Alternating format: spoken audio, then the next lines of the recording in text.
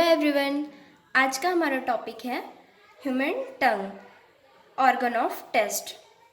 Tongue is a very important musculo sensory organ. ये हमारे स्वाद से संबंधित उद्दीपन को ग्रहण करता है, इसलिए इसको ऑर्गन ऑफ टेस्ट कहा जाता है। और ये थिन लेयर ऑफ एपिथेलियम से कवर होती है। श्लेष्म झिल्ली का मतलब ऊपरी आवरण इसमें चढ़ा हुआ होता है। इसका स्ट्रक्चर देखें तो सबसे पहले देखते हैं एपिग्लोटिस। एपिग्लोटिस आधारी भाग में प्रेजेंट होता है और इसको हम जो डाइजेस्टिव सिस्टम है उसमें अच्छे से देख चुके हैं। ये वाली जो संरचना दिख रही है ये दोनों है टॉन्सिल। टॉन्सिल जो है दो टाइप्स की है। एक ये जो छोटी दिख रही है वो है पैलेटाइन टॉन्सिल और दूसरा है लिंगुलर टॉन्सिल।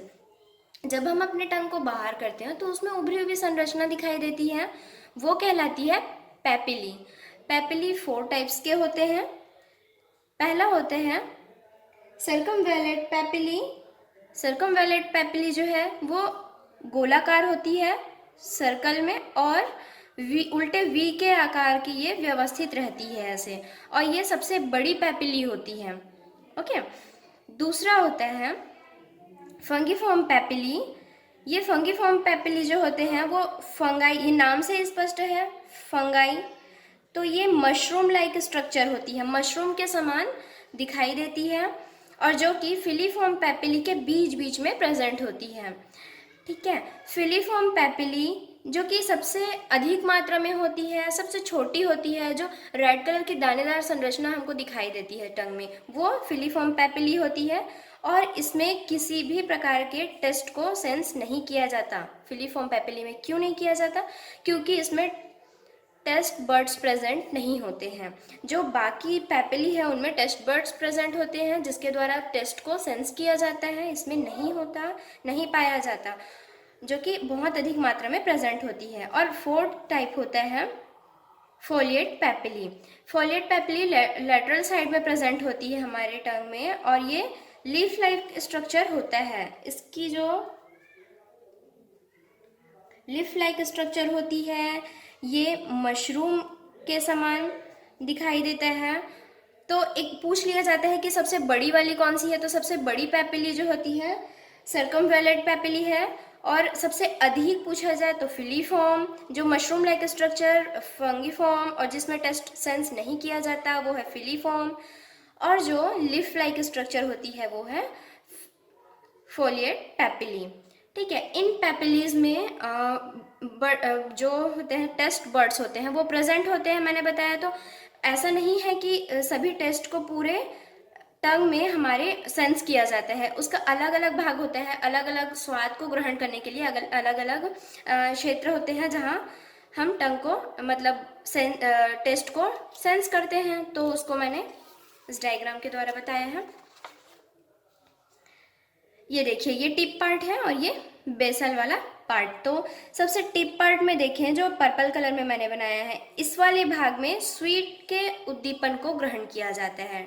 स्वीट वाले सेंस को मतलब मीठा, मीठा को यहाँ पर सेंस किया जाता है। उसके जस्ट जो साइड वाले पोर्शन होते हैं वेंट्रल भाग, वहाँ पर सॉल्ट का, ठीक है, सॉल्टी मतलब नमकीन वाली चीज़ों को, और जो ग्रीन वाले पार्ट दिख रहे हैं इस वाले भाग में खट्टाईपन को, खट्टा चीज़ों को सेंस किया जाता है।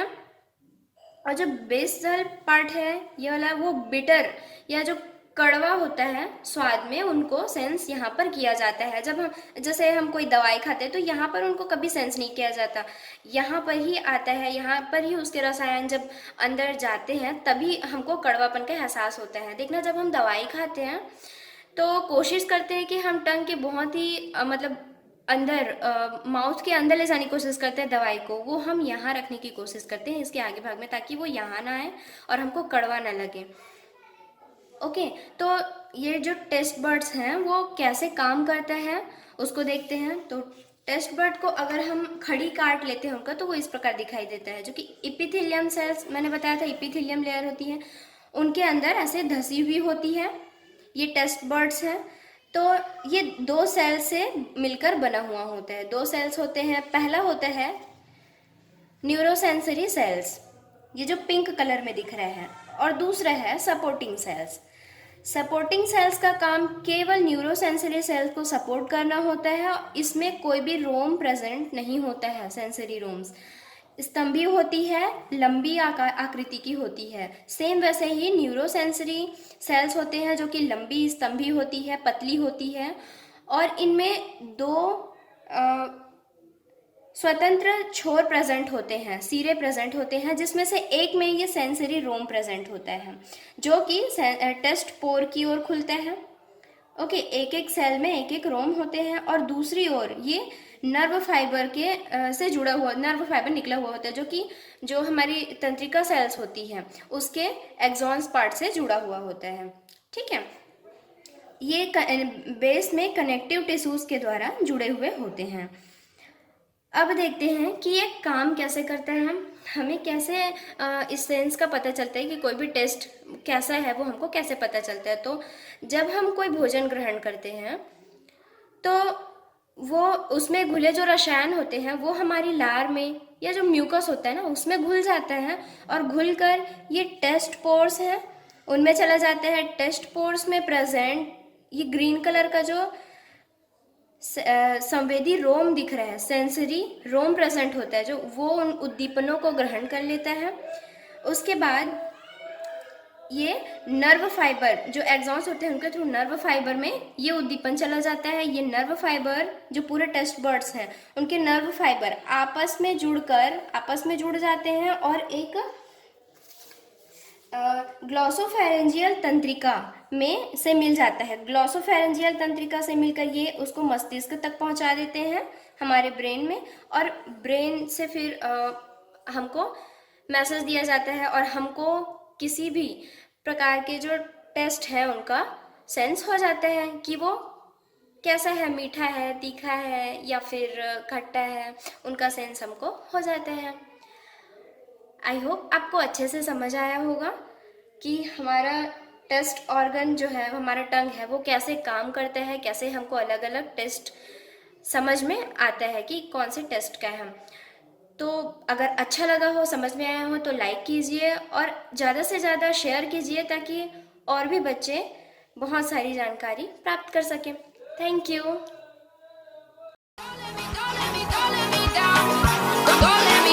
Don't let me down.